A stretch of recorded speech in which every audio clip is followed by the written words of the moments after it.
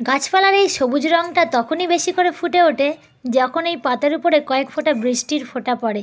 কি ঠিক বললাম তো? হ্যালো বন্ধুরা, welcome back to my channel. সবাই কেমন আছো? আশা করি সবাই অনেক ভালো আছো, আর আমিও তোমাদের ভালোবাসায় আর ভগবানের আশীর্বাদে বেশ ভালো আছি।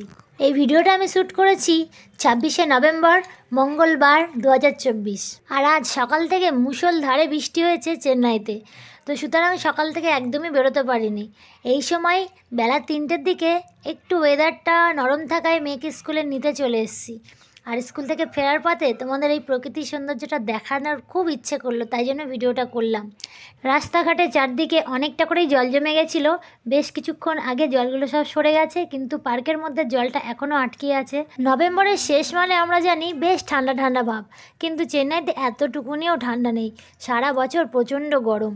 যে ঠান্ডাটাকে আমরা মিস করছিলাম, সেই ঠান্ডাটাই বৃষ্টির জন্য অল্প হলেও আমরা ফিরে পেয়েছি। পার্কের মধ্যে জল জমে থাকার কারণে ছোট ছোট ছেলে মেয়েগুলোর বেশ অসুবিধা হয়ে গেল, কারণ এখানে তো বড় বড় মাঠঘাট নেই। সবাই বিকালে এই পার্কের মধ্যেই খেলাধুলা করে। তো বন্ধুরা, আজকে তো বৃষ্টির কারণে আমাদের এখানে ওয়েদারটা বেশ ঠান্ডা হয়ে গেল, আর আমার মনটা অনেক খুশি হয়ে গেল। তোমাদের ওখানে কতটা ঠান্ডা পড়লো অবশ্যই কিন্তু কমেন্ট করে জানিও। সবাই অনেক ভালো থেকো, সুস্থ থেকো, সাবধানে থেকো। টাটা।